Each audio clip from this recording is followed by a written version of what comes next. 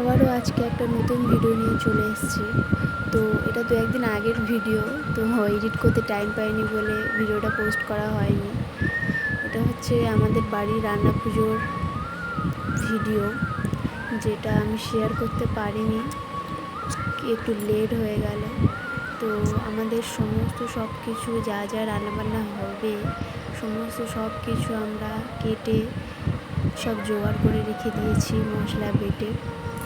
আর কিছুক্ষণের মধ্যেই আমাদের রান্না শুরু হতে চলেছে। তার মাঝেই আমরা দুজনে একটু ফটো তুলে নিয়েছিলাম। আর আজকের লুকটা কেমন লাগছে অবশ্যই জানি। আমার শাশুড়ি উনি জ্বালাবে এবারে। তো আমাদের এই উনুন এখন জ্বললে প্রায় সেই 2-3টে অবধি জ্বলবে, কারণ প্রচুর সবজি আছে, এগুলো রান্না করতে অনেক টাইম লাগবে।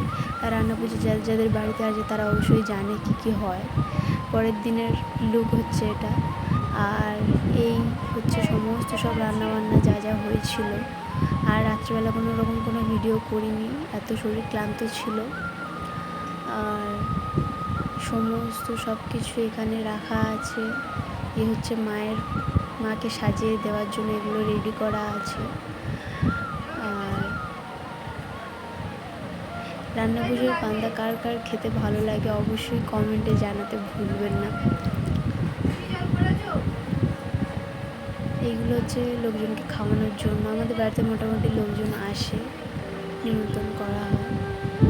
আর আমি সকালবেলা উঠে স্নান করে একটু ফল টল কেটে দিয়েছিলাম। তারপর শ্বশুর পুজো করতে বসেছে।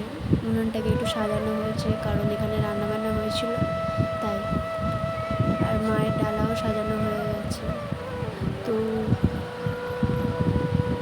আজকের ভিডিওটা কেমন লাগলো অবশ্যই তোমরা কমেন্টে জানাবে। আর কার কার বাড়িতে রান্না পুজো আছে তারা তো অবশ্যই জানাবে। খুব মজা হয়, হয়তো একটু কষ্ট হয়, কিন্তু খুব মজা হয়। যাদের আছে শুধুমাত্র তারাই জানে। তো এই হচ্ছে আমাদের মায়ের সাজানো জায়গা। আর এই হচ্ছে আমাদের ফাইনাল লুক। কেমন লাগলো অবশ্যই কমেন্টে জানাবেন।